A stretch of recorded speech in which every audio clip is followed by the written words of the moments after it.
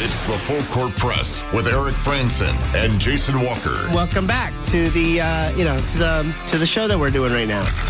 Following the local teams, breaking down the biggest games with in-depth analysis and team interview. Join the show by calling into 435-752-1069 or text 435-339-0321. It's the Full Court Press. Throws, ends it. Yes! Caught! Touchdown! Did he get it?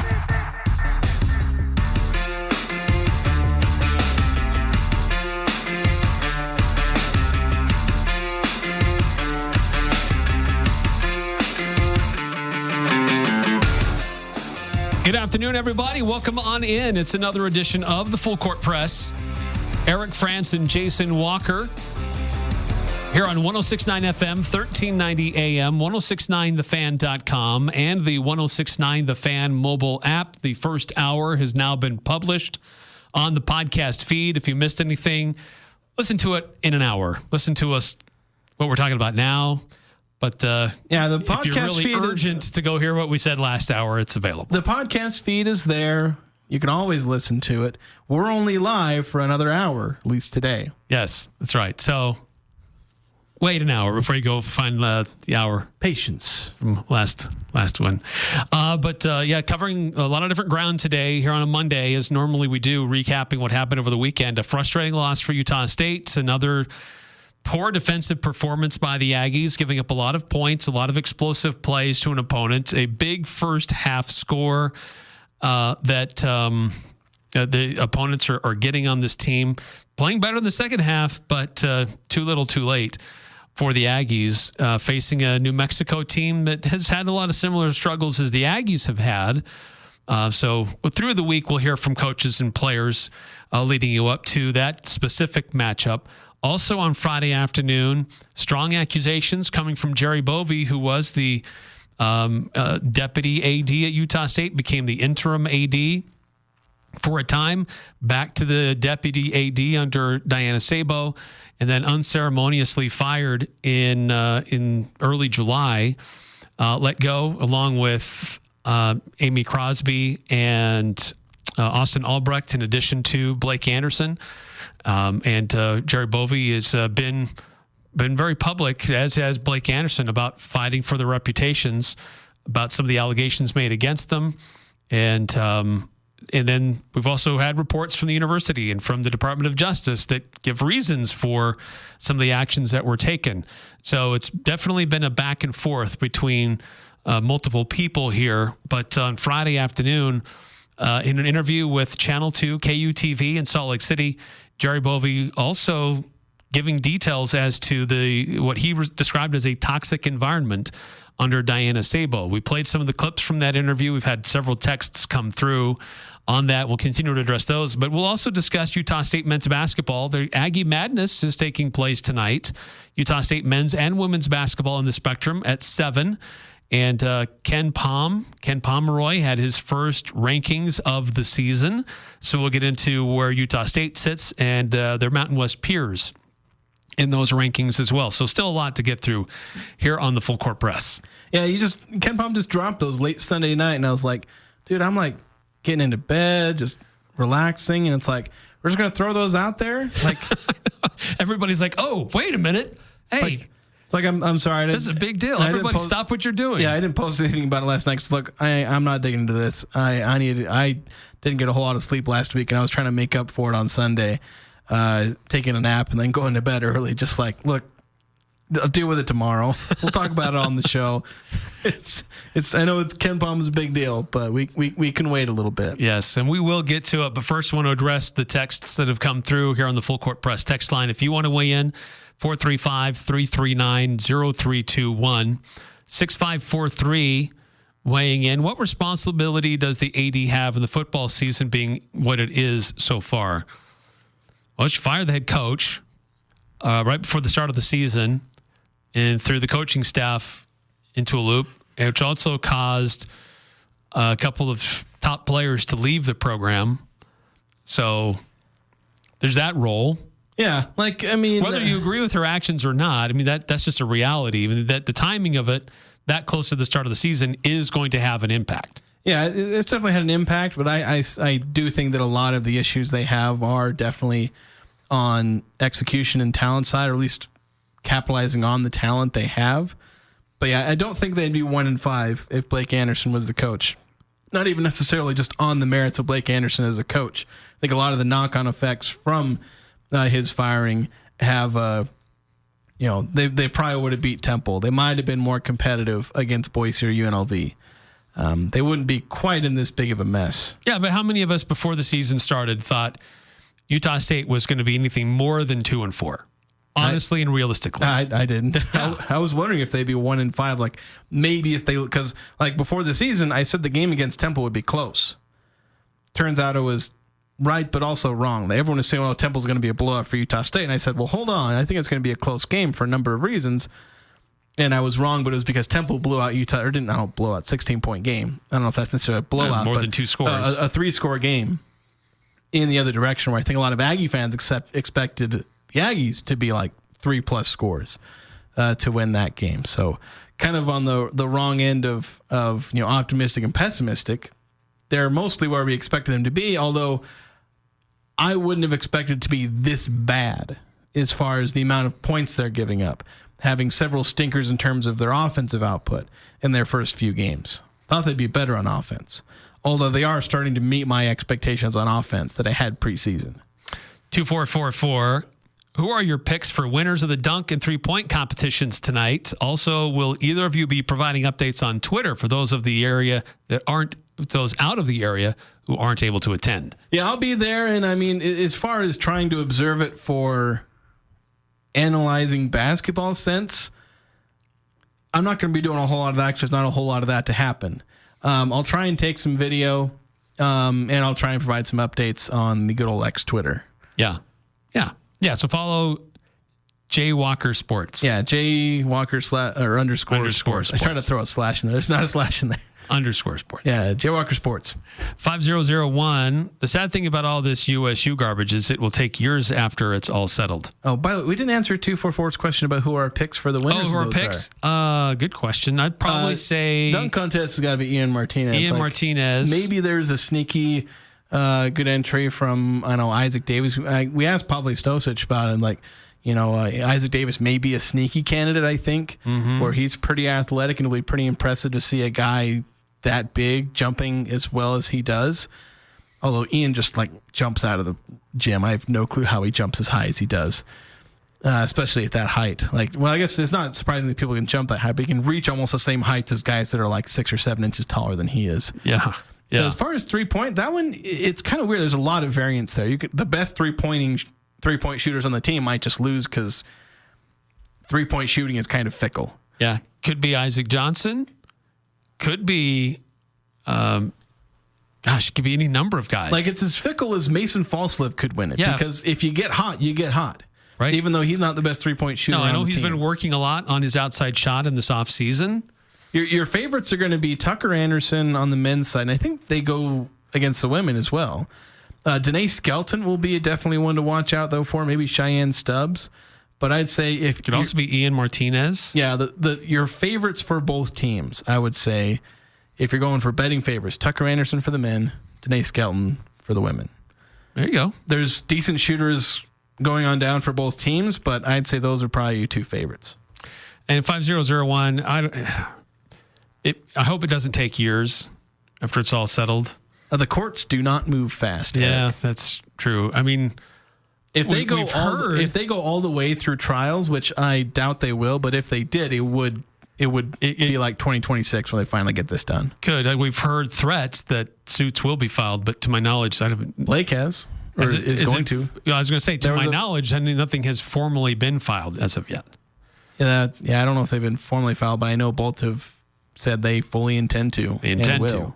6860 texting in. I still can't figure out why we haven't fired the AD. Oh, she obviously doesn't care about Utah State, obviously doesn't care about our culture and what we believe in. And she obviously doesn't care about the people that we do love and do care about that work in this athletic department. This has been going on ever since she arrived. I have a very good friend that works in the athletic department and was told a year ago already how toxic the environment is. Why didn't they pull the trigger sooner and fix the problem before it started? I mean, the main reason is like the athletic director was the hire of the president. She wanted her here, at least as far as I know. That's one of the biggest jobs for the university president is to bring in the athletic director. So Cantwell wants her here, and I think they both saw the issues that were going on, and I guess they decided to bring in their own people, and that's the way they're trying to go about and fix this issue. They're not going to fire the AD because, again, who's going to fire her but the president, and the president's the one who hired her. So unless she does an absolutely terrible job as far as fundraising, hiring coaches, and other things like that, there's no reason to fire her unless she, herself does something terribly stupid. So there's nothing on the books to fire her for. I know a lot of fans are upset because they are taking Jerry Bovee's side, and I get that. There are things that Jerry Bovee's he's part of the Utah State community, and you're upset when you see someone from the Utah State community basically expelled from Utah State by an outsider. That is not a good look if you're an AD coming in. But there's no real grounds to be firing Diana Sabo. But again, you talk about whether or not she cares about Utah State and the culture. I don't think she really truly cares. But in the end, we were talking about this when we were talking about, I said this when we were talking about hiring an AD. We want somebody who's going to do the job and do it right. If it's somebody who comes in and is just here for a stepping stone to get a bigger job, okay, are they going to do the job and do it well? They'll be here for like a 6 or 7 time frame. If they do the job and do it well, okay, Utah State will benefit. And be on your merry way. Make sure you give us the buyout money after you take the new job, or however those transitions work. It's usually very little for ADs. Yeah, but it's like, you get a nice little paycheck on the way out as you then go look to hire a new AD. The question is, are they going to do a good job? Again, with things like fundraising and head coaching hirings, and in Utah State's case, finding a way to fix a culture that's clearly had a problem as far as not taking these instances of domestic violence or sexual assault, or at least the trainings, they're not taking them seriously, seemingly on an organizational level. Seriously enough. Yeah, seriously enough, I should say. So, there's some people that, may take it seriously, and there's others that aren't. So you got to find the athletic director who can do that. And if Diana Sabo is able to do that, sure, if she doesn't care about Cache Valley, you kind of wish they would. But the only people who care about Cache Valley are the people who are in Cache Valley for the most part. And are you going to find someone who's qualified to do the job? Maybe, maybe not. The important thing is, do they do a good job? That's the question to be answered. Right. And it's it doesn't have to be mutually exclusive, where can they do a good job and can they move things forward versus somebody who's from here or understands the culture. That doesn't have to be one at the expense of the other. Yeah. If you can have them both combined, that's the best win-win scenario. Yeah, that's absolutely. You would take that over one or the other. Right. You can have the best of both worlds, because then you might have them here long term. They wouldn't treat it as a stepping stone job. But as far as we can tell, Diana Sabo is doing a good enough job fundraising. I don't know how truly instrumental she was in getting into the Pac-12, but certainly not a zero role in getting there. So you can't really knock much of what Diana Sabo has done job-wise, unless this whole firing of Blake Anderson and Jerry Bovee really turns into a crap show. And if the football team never recovers from it, well, then you put it as a negative on her plate. But we haven't seen the full fallout from that yet. A couple of the texts coming through here. This is from 8968. On athletic director and coaches only being interested in the next job, it's too bad that one of the only people that at least seemed to want to stay was a great athletic director himself. Too bad things have been screwed up. Yeah, to that point. Somebody who had a successful career at another institution, came here, had the opportunity, was in the acting position, but a choice was made and go in a different direction. The choice was made to go in a different direction for the president's job as well, where there was, again, a highly qualified candidate from the area, knew the culture, highly decorated at the institution, but an outsider was chosen over somebody else. So I think that I am bothered by that there's this culture that you can't choose somebody. It's like it's a knock against you. If you're from here or understand the culture here, it's like, oh, well, that's a disqualifier. Not that it should be the only qualification, but if you meet the other criteria and you have those parts of your resume, why are we making it harder on everybody by choosing somebody from the outside to come in? So anyway, yeah, perhaps, but doesn't the board of directors also have to sign off on all these? And aren't all those pretty much local people? Yes.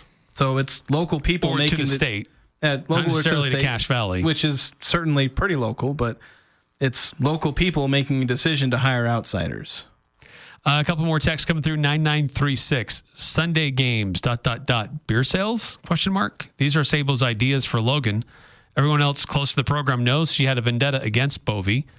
And she's chicken as far as facing the fan base. Yeah, beer sales, Cache Valley. There's been some people advocating for that. It's purely a revenue thing. It's a revenue thing. Would there be some beer sales that would happen? Yeah, I think there would be some people who would buy alcohol at Utah State events. Yeah, there's a lot of people in Cache Valley who want to buy alcohol. Is it like going to be this huge revenue thing? Probably not. No. Because people have to attend the games in droves to buy beer in droves. Yeah. And like, how many are you really going to sell? Yeah. So the question is a trade-off, because there's a whole thing about alcohol being a societal ill. There's a real downside to it, but also a real upside in sales. So you got to balance that. How much money is the effects of beer really worth? Right. And Sunday play. It's already happening. It happens for some Utah sports. State soccer plays on Sunday like every single week. Yeah, but how well will they be attended? Soccer seems pretty well attended on Sundays. What is it, a couple hundred people? So about as much as they normally get. So, I mean, you stack that against a basketball event when you get 10,000. Yeah, well, basketball schedule. I mean, you could have non-conference games, but conference games they tend not to be on Sunday anyway.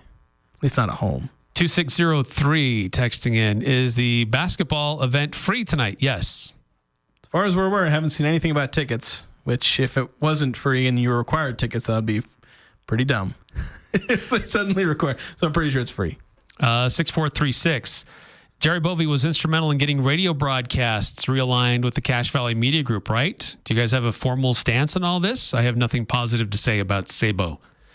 So, I full disclosure, and I've mentioned this several times before, had an opportunity to work closely with Jerry Bovee for about a year and a half to resolve trying to get Aggies back on local radio, legitimate local radio. And it legitimately took a year and a half to figure it out, because there were a lot of weird things that had been going on. And but look, through all of that, he was very professional. He was very patient. He was the first person to sit down and hear our side of the story. And so my experience with Jerry Bovee is that he was a very upstanding professional administrator in working with us. And anytime we went anywhere, saw him interact at a very high level in the community. So that's been my personal experience with Jerry Bovee. So it's been very positive. And seeing him firsthand work through some complex issues, yeah, I have a lot of praise for him for how that all went down. Yeah, and I know we kind of end up being a little biased here, because obviously we benefited directly to some degree from Jerry Bovee and working with him, where I don't think that would have happened if it had been, say we'd had this conversation only with Diana Sabo.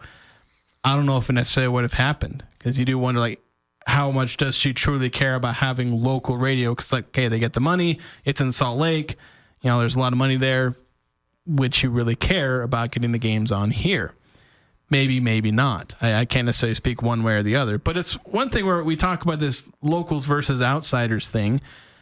You at least need somebody with a connection to the community. Right. And that's where Jerry Bovee, I think, and that's why it's kind of weird. It's like you fire Jerry Bovee when, okay, he's one of your biggest connections to the local community, and you fire him, and so you also fire Amy Crosby, like some of the people with the biggest connections to the community. That's where I talk about where this thing could have been handled better. Like, talk about a culture change. Well, help change the people. Make sure that they're following the rules and understand consequences and yada, yada, yada. And don't necessarily just, completely throw them out. Now, if it was so toxic there was nothing else you could do, then I guess, cut it out and just try and start over. But I don't get that impression from Jerry Bovee and Amy Crosby. No, I mean, the punitive action against them suggests that they had such a high level of gross negligence at doing their job when their track record suggests otherwise. Yeah. When their own testimony suggests otherwise. Yeah, and so that's where I felt like this could have been handled better by Utah State, while acknowledging that there were things that had to be fixed. Right. There were things that happened under his watch that could have and should have been better. Yeah, and that's why I say, his record was good up until, this definitely something against Jerry Bovee, at least to some degree. But it didn't feel like, again, with all the reporting of what he did and didn't do, it wasn't this catastrophic failure in negligence. It was not doing his job as well as he could have. Let's address it, set expectations, and go on from there. That's why I don't think Utah State handled it as well as they could have, despite having some justification for what they did. Right. This was somebody trying to make a statement and sending a strong message with employment actions. Yeah. We need to take a time out here in the Full Court Press. When we come back, we got some more texts coming through. We'll try to get to those. We will pivot. Utah State men's basketball has their event tonight. Women's basketball does as well. It's a combined event. It's Aggie Madness. Ken Pomeroy has his inaugural rankings for the season. And where does he put the Aggies and the other Mountain West peers coming into this 2024-2025 season? We'll discuss next on the Full Court Press. Markets are unpredictable, but reaching your financial goals shouldn't be. Adams Wealth Advisors is dedicated to helping you navigate these challenges and ensure you're prepared for every outcome. Whether your financial plan revolves around advanced tax planning, estate planning, business strategies, retirement planning, or investment management, Adams Wealth Advisors team of CPAs, CFPs, and CFAs will provide the expertise needed to help you reach your financial goals. Visit AdamsWealthAdvisors.com. That's AdamsWealthAdvisors.com for more information or to schedule an appointment. Whether you're a farmer working the fields, a homeowner tackling weekend projects, or a contractor building the next big thing, you need a Kubota machine that works as hard as you do. And Cash Equipment is home to all your Kubota equipment service and parts needs. From plowing fields and clearing land to digging trenches and moving material. Come see why Cash Equipment and Kubota are the choice of champions on the farm, at home, and on the job site. Cash Equipment in Hyde Park and online at cashequipment.com. 22 years ago, Cafe Sabor opened in the historic train station. Come celebrate this October as Cafe Sabor says thanks. Thank you to the hundreds of amazing employees and thousands of wonderful customers that have made Cafe Sabor Cache Valley's favorite Latin restaurant. Receive free spinach artichoke dip, free fried ice cream, or churros with the purchase of 2 entrees. A simple but delicious way to say thank you. Free spinach artichoke dip, fried ice cream, or churros at Cafe Sabor's 22nd anniversary celebration. See server for details. The convenience and security a Generac backup generator can bring is unmatched. Golden Spike Electric is your local source for Generac sales and service. Act now, and for a short time, take advantage of Generac's free 7-year warranty. Get yours today at Golden Spike Electric, your trusted source for safety and security. Generac keeps you in control. Golden Spike Electric, powering your peace of mind. Online at gsegenerators.com or call 257-3016. They also service other models. Since 1896, couples throughout Utah have shopped S.E. Needham Jewelers for their diamond engagement ring. We offer our integrity price guarantee on a beautiful selection of unique, high-quality diamond engagement rings. Gals, you'll love our rings, and guys, you'll love our prices. We price our diamonds at internet pricing. Review the web and come see, hands-on, our beautiful selection. Shop and compare. Get S.E. Needham quality at internet pricing, where Utah gets engaged. S.E. Needham Jewelers, middle of the block at the sign of the clock. Breaking down the biggest games with in-depth analysis and team interviews. It's the Full Court Press with Eric Frandsen and Jason Walker. I'm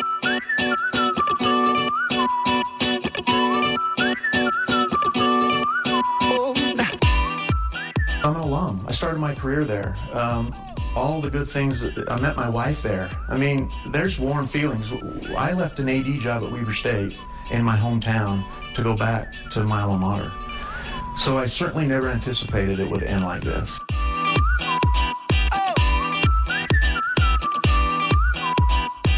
Some of the comments made by Jerry Bovee in an interview with Brian Malahy from KUTV television in Salt Lake. Their article about the interview dropped Friday afternoon, and you can see the full interview. They've shared it on a YouTube channel of theirs. It's about 30 minutes of a sit-down interview between the two of them. Jerry Bovee sharing his side of the story. When he got the information, he reported it. It was filed within 4 hours of receiving the report, detailing that usually in every instance he's been involved with, the Office of Equity and Title IX, they're the ones who do the follow-up. They're the ones who do the investigation. But he never heard from them, and then the player transferred. And so they just kind of dropped it because the player wasn't around anymore. But certainly the Department of Justice, the Utah State revealed some of their findings and some of their opinions about the way things were handled or some of the conduct within the athletic department. But it's been a back and forth for the last couple of months. But in addition to that, Bovee in his interview detailing some of the what he describes as a toxic environment under athletic director Diana Sabo over the last year and a half at Utah State. Yeah, and again, this is why I've tried to avoid taking sides because the DOJ, they were scathing as far as what Jerry Bovee did. They were also they ripped into Utah State's Department of Equity. They're like, you all didn't do your job either. Yeah, like you guys messed up. They just kind of assumed they should have dropped this. They did, and it was like, no, you got to follow through with this kind of stuff, even if it leads to nothing. Like the player transfer, there's all this stuff about whether or not the incident was really something. That's immaterial. You're supposed to follow up on this stuff because it's serious stuff. You take it seriously, like whether or not it's something. Like you take teams looking at him in the portal should know that there's this accusation. There was an arrest that happened before he put his name in the portal. Yeah, well, even if you didn't transfer, like you take every case of this kind of stuff seriously, domestic violence, sexual violence. You take every case dead serious. A lot of them may end up being nothing burgers, misunderstandings, whatever, but you take every one of them serious. Utah State did not take it as seriously as they should have. And that's kind of the mistake that you make there from everyone. And they just kind of assumed everyone else was going to do the reporting and the job, at least fully. Some people did at least make some report, but then everyone just kind of let it go. And that's not something they should be doing. No, Bovee and Crosby, they did file a report within hours of receiving the information. Yeah, there was a joint report filed, and Jerry Bovee's name was on it. It wasn't with Blake. That's where it's weird with Jerry Bovee. It seemed like there was less reason to fire him than Blake, at least based off those grounds. But right, the delayed in reporting, the own investigation, that was Blake Anderson coloring outside the lines. But Jerry Bovee, when he got the information, he reported it. The DOJ just took issue with some of the other things going on campus that ultimately the buck stops with the AD, and he was the interim AD at the time and should have played a larger role in nipping some of these things in the bud. Getting to more text messages coming in here on the Full Court Press, 5253. Every year, USU is picked bottom of conference, but Blake's teams seem to nearly always overperform. Frankly, I feel like the entire university has lost its identity. I don't blame coaches for leaving, honestly. 2122, very well known, but unspoken secret at USU that local professionals or folks with conservative views are not wanted in higher up positions within USU, especially in academia, but slowly but surely going into athletics. Yeah, that's something you see. Liberal bias in universities is a thing. It is a thing. And it's not, Utah is not immune to that. Yeah. Politics is very conservative. Academia, very much not so in Utah. Mm-hmm.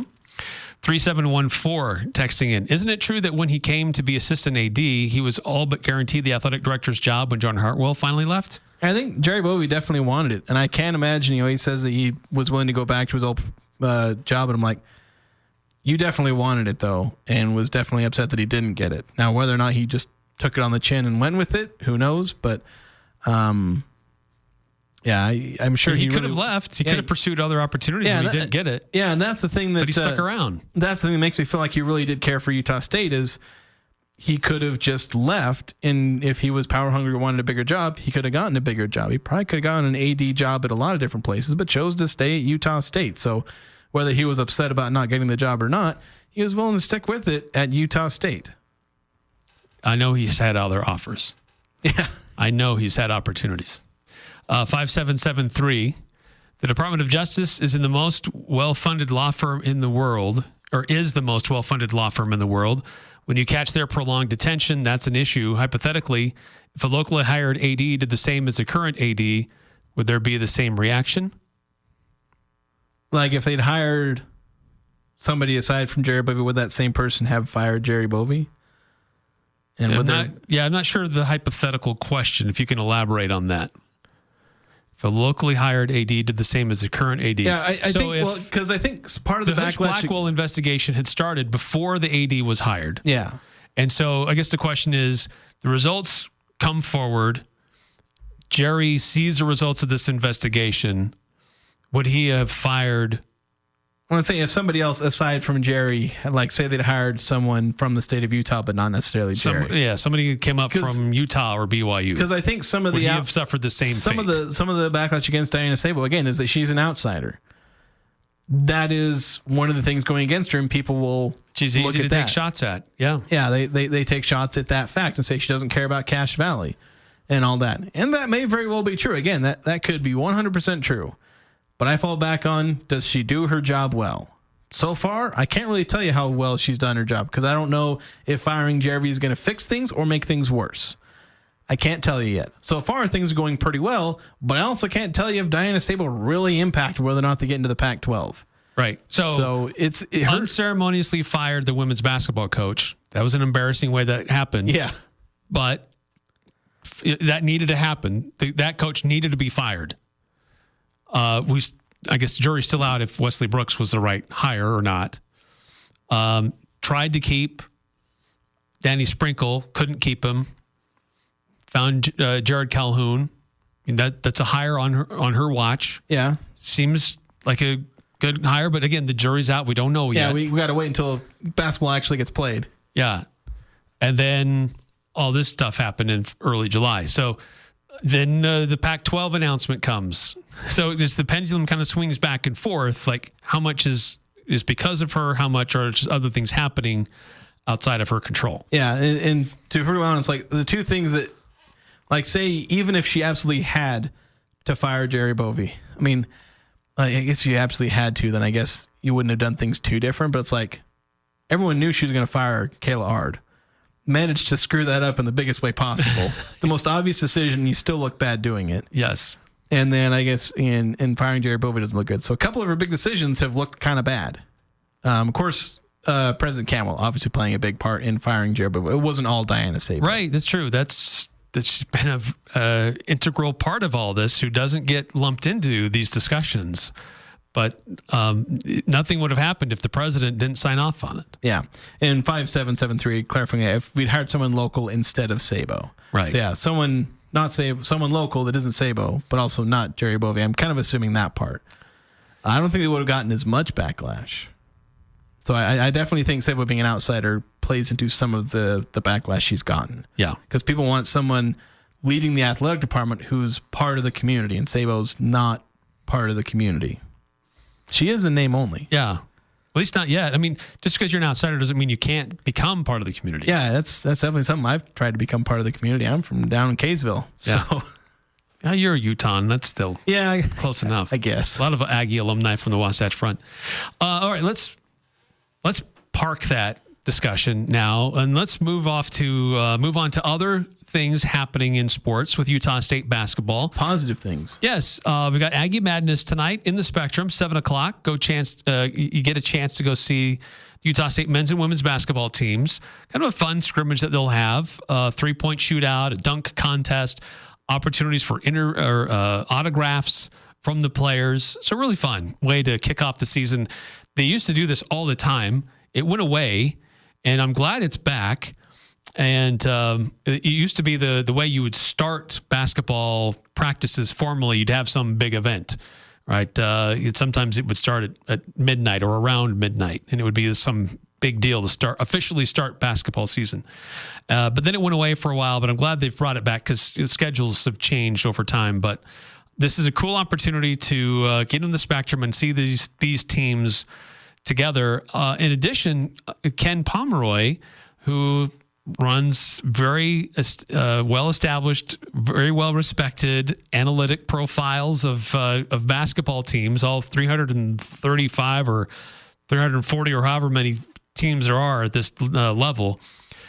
He released his data, first look of the season for this upcoming season last night. And Jason, where does he have the Aggies, and where does he have the rest of the Mountain West? So he's got Boise State as the top team in the conference, followed very closely by San Diego State. Got Boise State ranked 45th, San Diego State 48th. Then a bit of a gap, and then you have New Mexico 62nd overall, and then he has the Aggies at 4th at 72nd. So fairly high on the Aggies, top 75 team. The Aggies only barely ahead of Nevada at 73, Colorado State at 76. So you have a pretty clear top 6 there, all within the top 80. UNLV kind of sliding just outside of that. They're at 94th, and then there's this giant gap because then you get to it goes from UNLV at 94th to San Jose State at an even 200. Oh. So that's the gap we're talking about. But, 6 teams in the top 100. 7 teams in the top 100, 6 in the top 76 there. So, and the Mountain West coming in as the 6th best conference, just ahead of the A10, but a pretty big gap between them and the ACC as the 5th best conference in the NCAA. Pretty strong. There was, for me, there was a lot of questions about this league trying to build off of what happened last year. Such a deep and talented league, but a lot of those key players that contributed to that are gone, either via transfer or graduation. So how would the Mountain West produce any kind of an encore to what they did a year ago? And this is showing some signs of respect to some of the top teams of the Mountain West, not to the same starting level as they were a year ago, to the top 6 or even the 4 or 5, but still a respectable start to the season from Ken Pomeroy. Yeah, and you see a struggle of mid-major conferences to get high rankings at the start of the season. It's this ever-present fight of, okay, all the good teams start in maybe get into the top 50, a lot of them in the top 100, and then they all fight their way inside the top 50, at least the best mid-major teams. And then at the end of the season, they all get shifted back again. Like Utah State has been ending every season inside the top 40 or 30 for last 4 or 5 seasons. But then they start every season in the 70s, 80s, and 90s. Apparently nobody ever gets the message. And it happens to other teams too, like UNLV. I don't expect them to be 94th by season's end. I expect them to be better than that. New Mexico, 62nd, I think might be a little low for them. I think they can take steps forward. I don't think Utah State's going to stay at 72. San Diego State, Boise State, I think they can definitely go back into the low 30s where they were at last season. If San Diego State, if they're able to replace Jaden Ledee, which they always seem to replace their star players, go back to every time they've lost a superstar player, they just as long as Brian Dutcher's there. Yeah, they just get the next one. So it's not about losing Jaden Ledee and suddenly Steve Fisher before him. Yeah, it's not like they lose a star player and suddenly they become bad. They just replace them with the next star player. So they're going to end up higher than that. Although the records might be tricky because they've got a pretty brutal non-conference schedule. So I think a lot of these teams are going to move up, but it makes sense because they lost a lot of players. Mid-majors tend not to get the flashiest recruiting classes as far as transfers or freshmen. But when you've got great, consistent basketball teams again, all these Boise State, San Diego State, New Mexico, go down the list, Utah State obviously among them, they all find a way to make it work. As crappy as some of their situations are, losing their top players to NIL, or Utah State always losing their head coach and their top players to NIL. They always make it work. And that's what we're going to see this season. They'll start somewhat respected and then just get better. Yeah, last week it was Evan Mia who provided a lot of analytical data projections for Utah State and even more granular about the players themselves. And so it's kind of interesting kind of stacking some of these analytical projections. Yeah, Haslametrics theirs is going to come out. I think his is going to come out a little bit later, like almost like before, like a week before the season starts. But yeah, a lot of different analytics here. Bartorvik already has theirs out. They've had theirs out for a while, so I think at least 3 different analytics for the entire Division I basketball already out.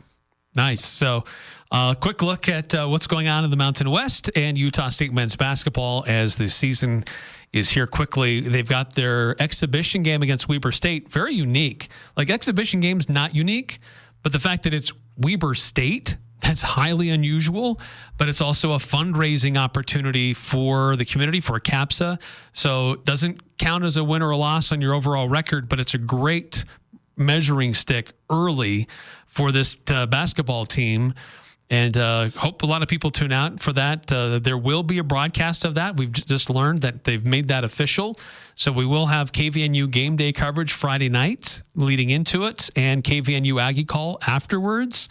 So those of you who get a chance to go can share your first initial reactions to Utah State in action. Yeah, and if I understand it right, and I may have to ask Coach Calhoun about this either today or on Friday, or even in between, because I'm going to talk to him like 3 different times this week. Once here, once in Vegas, and then probably again Friday. After the scrimmage. We'll see a lot of each other. But I think this is a kind of replacement for some of the secret scrimmages. And that's part of why this has to be a charity event, because they're not, can't be making more money off of ticket sales and things like that, because there's regulations about that. But like from what I understand, this is like a home-and-home exhibition. Like Utah State's going to go to Weber, I think, next year. Great. I love that. Yeah, and it works great. Like instead of having these secret scrimmages, the public doesn't get to see what's going on. Coaches can still, figure out what's going on with their teams. Result doesn't really matter. Obviously, you want to when you want to perform well. But you can try out a bunch of different things, get all your players out there on the court, and against quality Division I competition.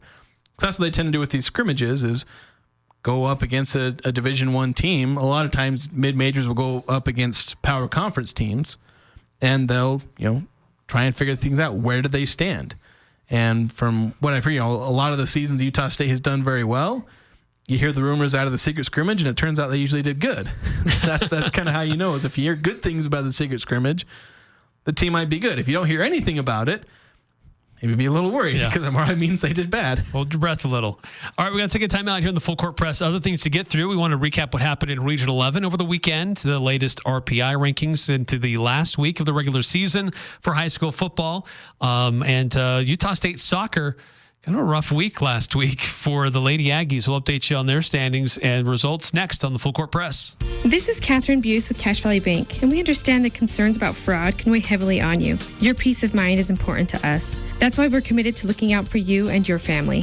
Our team keeps a vigilant eye on your account. If you ever have concerns or need support, we're just a call or visit away. Whether you need advice or just someone to talk to, our friendly staff is ready to help. We're more than just a bank. We're your neighbors, and we care about your security. Visit your local branch today. Cache Valley Bank, member FDIC.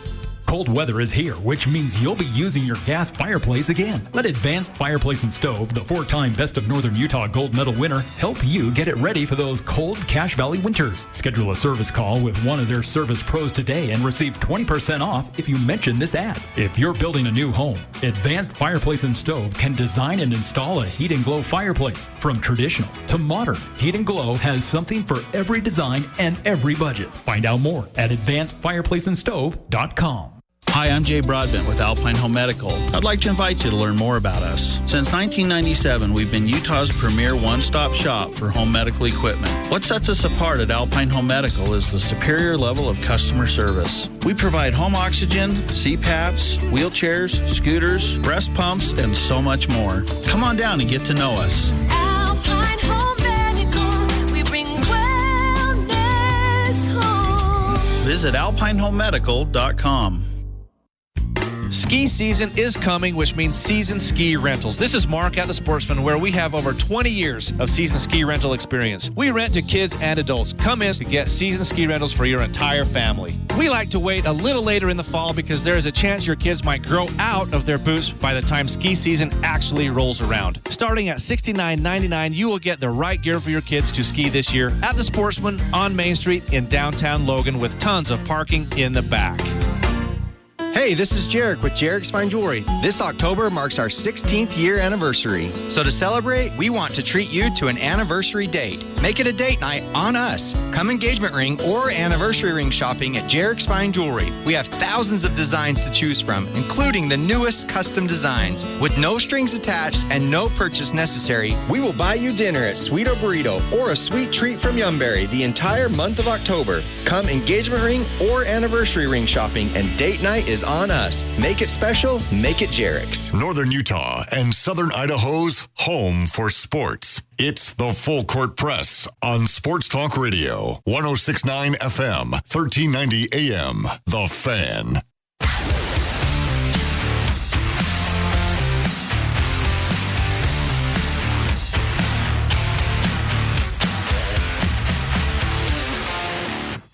Let Crystal Vision's experienced staff get you glasses that fit your style, that are made for you. Find out more at crystalvision.com or go see them in person at 14th North in Logan by Sportsman's Warehouse. So Friday night turned out to be a night of blowouts in Region 11 high school football. And I don't know that we really had too much changed or determined in the way things ended up and the scoreboards and the standings. I don't know if there were too many surprises, maybe I should say, with the way that it went down. But we look at it now, and the latest RPI, this was as of Sunday. I don't think you can see the RPI standings as of now. Usually take them down in the last week. But Ridgeline is number 1, the only undefeated team in 4A. Skyview is slipped down to number 5. Green Canyon is up to number 7. Mountain Crest falls down to number 11 on the list. Then you have to take a bit of a gap here before you find the others in the region. Logan at 21, Bear River at 22, Westfield at 24. Yeah, so you got some teams definitely working at the top, and then you got some teams working at kind of the bottom of the RPI there. So you definitely got some some state contenders in your region. I mean, the favorite for the state title has to be Ridgeline, and obviously they're in Region 11. Skyview, Green Canyon, maybe make maybe they can make a run at it. Mountain Crest, we'll see. I was pumping them up for like most of the season, and I saw them not do very well against Logan. I was like, I don't know, man. Of course, they also, I think they lost their quarterback for the season, so that kind of hurts as well. So I don't know if that was publicly announced yet. Or yeah, I was unaware of that. He left the game against Logan. I don't think he played the next week. So I don't know. It's just kind of unfortunate there for injury's sake. But yeah, I think you got some really good teams in Region 11. So hopefully we'll see the state title come back to Cache Valley once again. Yeah, Provo, Crimson Cliff, Spanish Fork, those are the other top teams in the state. Park City only has 1 loss on the year, so there's going to be some tough competition before this is all said and done. Yeah, there definitely is. Park City, Spanish Fork, good teams. So it's not like Ridgeline's going to walk in there and walk out with the state title easily. They're going to have to earn it. And we've seen some teams that look nigh unstoppable lose in the playoffs. I kind of thought that way about Skyview a little bit last year, where you thought they're definitely one of the best teams, and they lost to Green Canyon, in a revenge game. The Wolves managed to make some improvements and get the win when it mattered.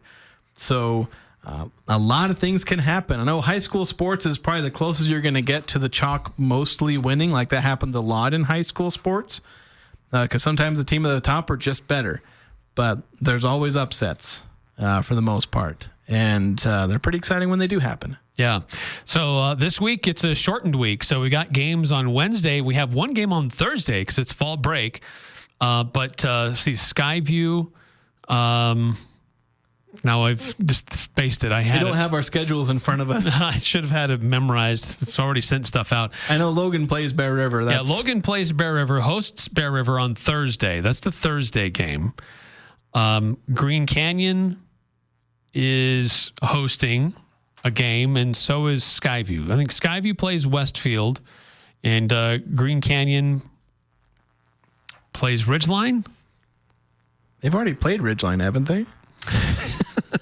I'm pulling up the schedule. We should have done this during the break. Oh, my goodness. That's what happens. Green Canyon plays Skyview. Oh, that's right. So it's probably Mountain Crest that plays Ridgeline. Mountain Crest played Ridgeline this last week. Oh, that's right. So I didn't pay attention to all this last week. I was kind of checked out. Yeah, so Mountain Crest, they don't play at all. Ridgeline is hosting Westfield. Green Canyon is hosting Skyview. Mountain Crest has a bye. They're not playing anybody this week, as far as I know. Yeah, it's not on their schedule. Not on their schedule unless they're doing one of those last minute things, which can happen from time to time. And then Logan is hosting Bear River on Thursday. So we've got 2 Region 11 football games on Wednesday. We've got another on Thursday. And to finish out the regular season for high school football. There are a few other teams throughout the state that are going to play on Friday. So the final RPI won't be revealed until Saturday morning, which also sets the positioning for the 4A football playoffs. Yeah. So, of course, we probably would have had to wait till Saturday anyway, even if they didn't finish on Friday. Generally, they usually just do it on Saturday mornings after the end of the regular season. Input all the data. Yeah, although a lot of times it does go up to that Friday just because someone in the state is playing on just about every single day. Yeah. So we'll find out early Saturday, usually about 9 or 10 Saturday morning, what those RPI rankings will look like and then what the playoff seeding will look like.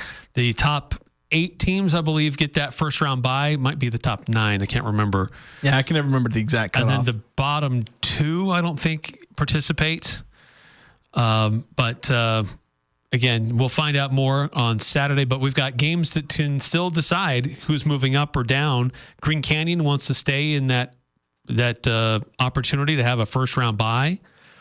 And Mountain Crest trying to get in there on an outside shot if other things fall their way. But that's kind of the way things land, or at least some of these teams trying to get home field, at least for the first round. So there's still things to play for all of these teams. Yeah, definitely. All right, got to take another time out on the Full Court Press. When we come back, how well did we do in trying to predict what would happen over the weekend? Pick 6 results. Do we have the results tallied? Yes, we do. Okay, we'll find out next on the Full Court Press. Have you thought about your furnace lately? Of course not. It's hot outside. Now's a great time to start thinking about replacing it or having it serviced for fall and winter. Advanced Heating and Air will help you get some of the industry's best rebates on a new high-efficient York furnace installed in your home. Or one of Advanced Heating and Air's service professionals can service your furnace for the upcoming winter season. Call today, 752-7272, or schedule a free estimate at advancedheating-ac.com. York, install confidence. Hi, this is Ashley Phelps with LSS Insurance. Is it that time? Time to think about retirement, Social Security, and Medicare? Are you getting ready to retire but need more information? We can help. Come the third Thursday, October 17th at 7 p.m. to our free seminar. Every third Thursday, we provide you the best possible information to make an informed decision. Call 752-9493. Come see us at LSS Insurance the third Thursday, October 17th at 7 p.m. The Full Court Press. Connect with us on Facebook, Twitter, and online at 1069thefan.com.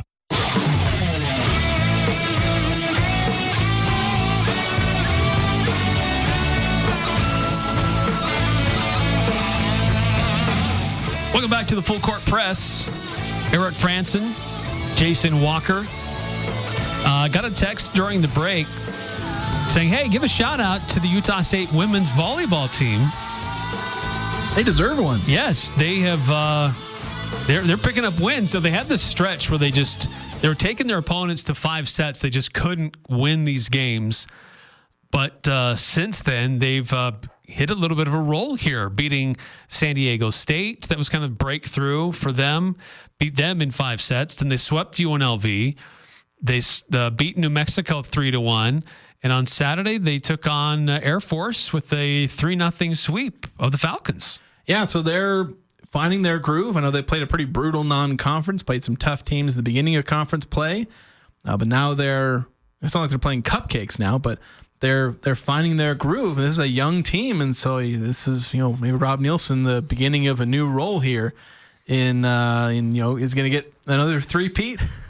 I shouldn't set the expectations so high, but this is where you can see, like, Rob Nielsen being a fantastic coach, getting this team through a slump and into more to a peak, so to speak, in terms of their level of play. Right. Learning some hard lessons, but continuing to improve in that process and now picking up some wins. Yeah, the key word being learning the hard lessons. Yes. All right. Let's see how well we did in trying to predict what would happen over the weekend with our pick six. Jason had 3 lines. I had 3 lines. We also had a tiebreaker. I've not been doing very well lately. I'm not sure this week has gone any better. Yeah, I'm on 3 straight weeks, Eric, so we'll see how this one goes. Starting with my lines, Jalen Royals, receptions of 25-plus yards against UNLV. I set the line at 2.5. I took the over. You took the under. He only had 1. He had a reception of like 27, and he also had one of 24. So he almost hit just close. barely the under. Had several. He probably would, if I'd set the line at 20, I think I might have got it, but no sir there. So you got up 1-0 there. Points scored in the San Diego State-Wyoming game. I set the line at 45.5. We both took the under. Well, he hit the over. There was 51. It was 27-24. So still 1-0 for you. USU at Colorado State soccer. I had the Aggies by 1.5 goals. Thought they'd bounce back and play well. But no, they tied. So that's you took the under, I took the over. So you're up 2-0 now with going after my lines. Then we had combined explosive plays, and you had this at plays of 20-plus for passes and 15-plus for runs. Right. You set the line at 9.5 of such plays for both USU and UNLV. UNLV almost covered that by themselves. Yes, they did. Because they had 9. And then Utah State had they had like 5 or 7. Because the total 7. I have is 16. We both took the over though, so we both got that one. So you're up 3-1. And then we've got touchdowns in the Oklahoma-Texas game. Over under 7.5. I took the under. You took the over. Texas ran away from it or away with it, but there were only 4 touchdowns in that game. It was 34-3 or something like that. So not a whole lot of touchdowns, but decent enough scoring for Texas. So I had the under, you had the over. So it's now 3-2 going into the final line here. Yeah, the final line. Johnny Juzang, 3-pointers made against Dallas. This is way back on Thursday. That was Thursday night. Yeah, it was. You set the line over under 3.5. I took the under, you took the over. Juzang had 0. He didn't even play. Yeah, mostly because he didn't play. Come on, Will Hardy. So going to the tiebreaker, it's 3-3. Oh, no. Who would have more rushing yards, Rasul Faison or Haj Malik Williams? You took Rasul Faison, and so I got Haj Malik Williams. Williams had 65 rushing yards. Faison had 83. Oh, let's go. So Eric wins on tiebreaker. Thank you, Rasul Faison. There you go. And look, he started off pretty good, and then he didn't get a lot of touches in the they just didn't run the ball in the second half. Fourth quarter. They were passing the ball so much. Yeah, Petrus goes for 461 or something like that. Yeah. So, and he set a record for completions for Utah State. Probably came close to setting a record for attempts. He had 56. Yeah, it was crazy. So threw a ton and obviously gained a ton of yards that way. So there you go. Eric wins pick 6. Wow. Down to the wire. The tiebreaker. Yeah. Needed Malik Williams to pull off another 30-yard run. Come on, guys. You're not going to hear much of Jason and I over the next few days. Jason's heading to Las Vegas for Mountain West Media Days. I'm headed to California for family things. But JD and Stockton will be here, kind of captaining the ship. You might even hear a little bit of Ajay Salveson mixed in. So still plenty of things for them to discuss here on the Full Court Press. So please tune in and text at them and keep them busy and on their toes. So thanks again for tuning in and being part of the show, everybody. Northern Utah and Southern Idaho's home for sports. KLGN Logan, 106.9 FM, 1390 AM.